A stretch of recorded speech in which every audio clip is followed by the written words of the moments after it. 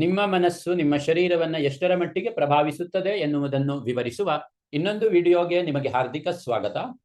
Doctor Joy ಡಿಸ್ಪೆನ್ಜಾ ಅವರ you are the ಪ್ಲೆಸಿಬೋ ಪುಸ್ತಕದಿಂದ ಆಯ್ದ ಒಂದು ವಿಶೇಷವಾದಂತಹ ಘಟನೆಯನ್ನು ಇವತ್ತು ನಿಮ್ಮ ಮುಂದೆ ನಾನು ಈ ವಿಡಿಯೋದ ಮೂಲಕ ವಿವರಿಸುತ್ತಿದ್ದೇನೆ. ಅವರ ಹೆಸರು ಜಾನಿಸ್ ಶೋನ್ಫೀಲ್ಡ್ ಅಂತ. ಅವರು ಚಿಕ್ಕಂದಿನಿಂದ ಡಿಪ್ರೆಷನ್ನಿಂದ ನರಳುತ್ತಾ ಇದ್ದಂತಹ ಒಬ್ಬ ಮಹಿಳೆ.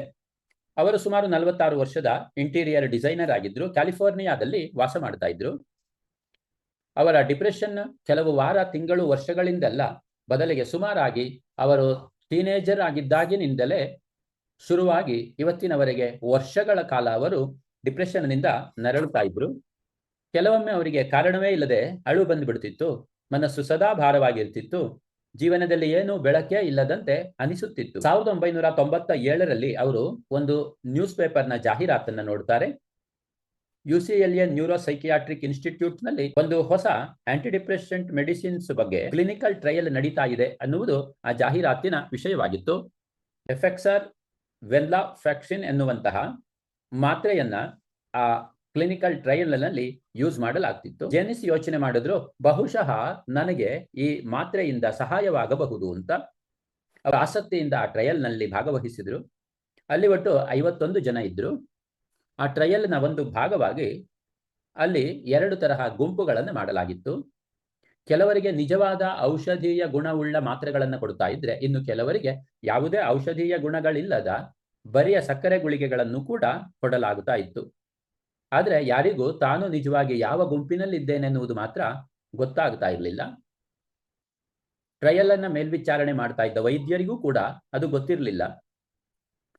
ಮೊದಲ ದಿನವೇ ಜಾನಿಸ್ ಅವರ ಬ್ರೈನ್ ಆಕ್ಟಿವಿಟಿಯನ್ನ ಸುಮಾರು 45 ನಿಮಿಷಗಳ ಕಾಲ EEG ಟೆಸ್ಟ್ ಮೂಲಕ ಅಳತೆ ಮಾಡಿದ್ರು. ಆಮೇಲೆ ಅವರಿಗೆ ಔಷಧಗಳನ್ನ ಅಂದ್ರೆ ಮಾತ್ರೆಗಳನ್ನ ತೆಗೆದುಕೊಳ್ಳಲಿಕ್ಕೆ ಕೊಟ್ಟರು. ಜಾನಿಸ್ ಆ ಪಿಲ್ಸ್ ಅನ್ನ ತೆಗೆದುಕೊಳ್ಳಲಿಕ್ಕೆ ಶುರು ಮಾಡಿದ್ರು. ಕೆಲವು ದಿನಗಳ ನಂತರ ನಿಧಾನವಾಗಿ ಅವರಿಗೆ ಬದಲಾವಣೆ ಕಾಣಿಸಿಕೊಳ್ಳಲಿಕ್ಕೆ ಆರಂಭವಾಯಿತು. ಅವರ ಮೂಡು ಉತ್ತಮವಾಗತೊಡಗಿತು. ಮನಸ್ಸಿನ ಭಾರ ಕಡಿಮೆಯಾಗತೊಡಗಿತು. ವರ್ಷಗಳ ನಂತರ ಮೊದಲ ಬಾರಿಗೆ ಅವರು ನಾನು ಚೆನ್ನಾಗಿ ಆಗಬಹುದು ಅನ್ನುವ ಭರವಸೆಯನ್ನ ಮನಸ್ಸಿನಲ್ಲಿ ಅನುಭವಿಸಲಿಕ್ಕೆ ಆರಂಭ ಮಾಡಿದ್ರು. ಅಷ್ಟೇ ಅಲ್ಲದೆ ಅವರಿಗೆ ವಾಕರಿಕೆ ಕೂಡ ಶುರುವಾಯಿತು. ವಾಕರಿಕೆ ಅಂದ್ರೆ ಎಫೆಕ್ಸರ್ ಮೆಡಿಸಿನ್ಸ್ಗೆ ಇರುವಂತಹ ಒಂದು ಸೈಡ್ ಎಫೆಕ್ಟ್ ಅಂತ ಆ ಮಹಿಳೆಗೆ ಗೊತ್ತಿತ್ತು. ಅವರು ಬಹಳ ಸಂತೋಷ ಪಟ್ಟರು. ನನಗೆ ಸೈಡ್ ಎಫೆಕ್ಟ್ ಬರ್ತಾ ಇದೆ ಅಂದ್ರೆ ಖಂಡಿತವಾಗಿ ನಾನು ನಿಜವಾದ ಮೆಡಿಸಿನ್ಸ್ಗಳ ಗುಂಪಿನಲ್ಲಿಯೇ ಇದ್ದೇನೆ ಅಂತ. ಅವರನ್ನ ನೋಡ್ಕೊಳ್ತಾ ಇದ್ದ ನರ್ಸ್ ಕೂಡ ಅದೇ ರೀತಿ ಭಾವಿಸಿದ್ರು. ಇವರಲ್ಲಿ ಇಷ್ಟೊಂದು ಬದಲಾವಣೆ ಕಾಣ್ತಿದೆ ಅಂದ್ರೆ ಇವರು ನಿಜವಾದ ಮೆಡಿಸಿನ್ಸ್ ಗ್ರೂಪ್ನಲ್ಲಿಯೇ ಇರಬೇಕು ಅಂತ. 8 ವಾರಗಳ ಟ್ರಯಲ್ ಮುಗಿಯುವಷ್ಟರಲ್ಲಿ ಜೆನಿಸ್ ತುಂಬಾ ಸುಧಾರಿಸಿದ್ರು. ಅವರಿಗೆ ಆತ್ಮಹತ್ಯೆಯ ಯೋಚನೆಗಳು ಮೊದಲು ತುಂಬಾ ಬರ್ತಾ ಇದ್ದು ಈಗ ಕಡಿಮೆಯಾಗಿತ್ತು. ಅವರು ಸುಮಾರಾಗಿ ಹೊಸ ವ್ಯಕ್ತಿಯಂತೆಯೇ ಭಾಸವಾಗ್ತಾ ಇದ್ರು. ಆಮೇಲೆ ರಿಸರ್ಚರ್ಸ್ ಟ್ರೂತ್ ಅನ್ನ ರಿವೀಲ್ ಮಾಡ್ತಾರೆ. ಜೆನಿಸ್ ವಾಸ್ತವಿಕವಾಗಿ ಪ್ಲೆಸಿಬೋ ಗುಂಪಿನಲ್ಲಿ ಇದ್ರು. ಅಂದ್ರೆ ಅವರು ತೆಗೆದುಕೊಂಡ ಔಷಧಗಳಲ್ಲಿ ಯಾವುದೇ ಆಂಟಿಡಿಪ್ರೆಸೆಂಟ್ ಮೆಡಿಸಿನ್ಸ್ ಇರಲಿಲ್ಲ, ಅಂದ್ರೆ ಔಷಧವಿರಲಿಲ್ಲ. ಬದಲಿಗೆ ಬರೀ ಶುಗರ್ ಪಿಲ್ಸ್ ಮಾತ್ರ ತೆಗೆದುಕೊಳ್ತಾ ಇದ್ರು. ಜಾನಿಸ್ ತುಂಬಾ ಶಾಕ್ ಆಗುತ್ತಾರೆ. ಇದು ಹೇಗೆ ಸಾಧ್ಯ? ನಾನು ನಿಜವಾಗಿಯೂ ಚೆನ್ನಾಗಿಯೇ ಇದ್ದೇನೆ. ನನಗೆ ಸೈಡ್ ಎಫೆಕ್ಟ್ಸ್ ಕೂಡ ಬಂದವು. ರಿಕಾರ್ಡ್ಸ್ ಎಲ್ಲೋ ತಪ್ಪಾಗಿರಬೇಕು ಅಂತ ಅಂದ್ಕೊಂಡು ಪುನಃ ರಿಕಾರ್ಡ್ಸ್ ಅನ್ನ ಪರಿಶೀಲನೆ ಮಾಡಲಿಕ್ಕೆ ಹೇಳಿದಾಗ ರಿಕಾರ್ಡ್ಸ್ ಸರಿಯಾಗಿಯೇ ಇವೆ. ಆಕೆ ಪ್ಲೆಸಿಬೋ ಗುಂಪಿನಲ್ಲಿಯೇ ಇದ್ದರು ಅನ್ನುವುದು ಮತ್ತೊಮ್ಮೆ ಖಾತ್ರಿಯಾಗತ್ತೆ. ಆದ್ರೆ ಈ ಕಥೆಯ ಮುಖ್ಯವಾದಂತಹ ಭಾಗ ಇನ್ನು ಮುಂದೆ ಇರುವುದು. ರಿಸರ್ಚರ್ಸ್ ಆಕೆಯ EEG ರಿಪೋರ್ಟ್ಸ್ ಅನ್ನ ಪರಿಶೀಲನೆ ಮಾಡುತ್ತಾರೆ. ಕ್ಲಿನಿಕಲ್ ಟ್ರಯಲ್ ನಂತರ ಬಂದ EEG ರಿಪೋರ್ಟ್ಸ್ ಅಲ್ಲಿ ಆಕೆಯ ಪ್ರಿಫ್ರಂಟಲ್ ಕಾರ್ಟೆಕ್ಸ್ ಭಾಗದಲ್ಲಿ ಆಕ್ಟಿವಿಟಿ ತುಂಬಾ ಹೆಚ್ಚಾಗಿತ್ತು. ಸಾಧಾರಣವಾಗಿ ಡಿಪ್ರೆಷನ್ ಇರುವವರಿಗೆ ಪ್ರಿಫ್ರಂಟಲ್ ಕಾರ್ಟೆಕ್ಸ್ ಭಾಗದಲ್ಲಿ ಆಕ್ಟಿವಿಟಿ ಕಡಿಮೆ ಇರುತ್ತೆ. ಅಂದ್ರೆ ಜಾನಿಸ್ ನನಗೇನೋ ಒಳ್ಳೆಯದಾಗಿದೆ, ನಾನು ನಿಜವಾದ ಔಷಧ ಇರುವ ಮಾತ್ರೆಗಳನ್ನ ತೆಗೆದುಕೊಳ್ತಿದ್ದೀನಿ ಅಂತ ಮನಸ್ಸಿನಲ್ಲಿ ಅಂದುಕೊಂಡಿದ್ದು, ಕಲ್ಪನೆ ಮಾಡಿಕೊಂಡಿದ್ದಷ್ಟೇ ಅಲ್ಲ, ಅದರಿಂದಾಗಿ ಅವರ ಮಿದುಳಿನಲ್ಲಿ ಕೂಡ ನಿಜವಾಗಿಯೂ ಬದಲಾವಣೆ ಬಂದಿತ್ತು. ಇದು ಪ್ಲೆಸಿಬೋ ಎಫೆಕ್ಟ್ನ ಒಂದು ಅತ್ಯದ್ಭುತವಾದ ಉದಾಹರಣೆ. ಇಲ್ಲಿ ನಾವು ಒಂದು ವಿಷಯವನ್ನ ಚೆನ್ನಾಗಿ ಗಮನಿಸಬೇಕು.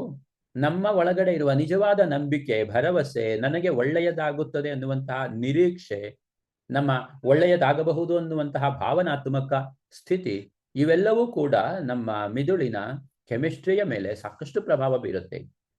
ನಾವು ಗುಣವಾಗುತ್ತೇವೆ ಅಂತ ದೇಹಕ್ಕೆ ಸಿಗ್ನಲ್ ಹೋದಾಗ ನರ್ವಸ್ ಸಿಸ್ಟಮ್ನಲ್ಲಿ ಬೇರೆಯೇ ರೀತಿಯ ರೆಸ್ಪಾನ್ಸ್ ಮೂಡುತ್ತೆ.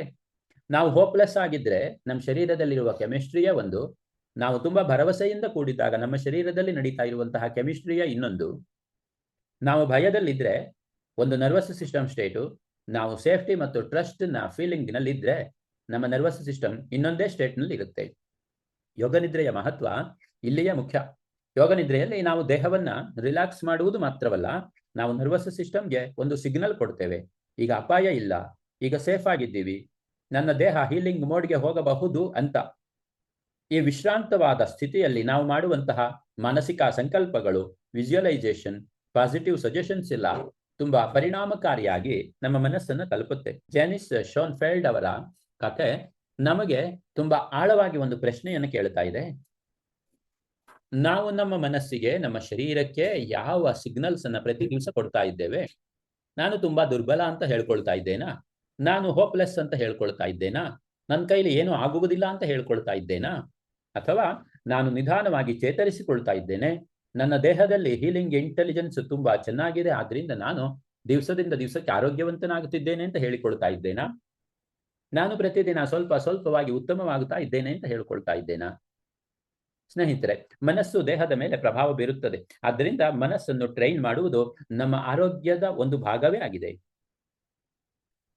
ಇಂತಹ ಮೈಂಡ್ ಬಾಡಿ ಕನೆಕ್ಷನ್ ಬಗ್ಗೆ ಇನ್ನಷ್ಟು ನೈಜ ಕಥೆಗಳು ಮತ್ತು ಸಂಗತಿಗಳನ್ನ, ವಿಚಾರಗಳನ್ನ ತಿಳಿದುಕೊಳ್ಳಲು ಈ ಚಾನೆಲ್ಗೆ ಸಬ್ಸ್ಕ್ರೈಬ್ ಮಾಡಿ.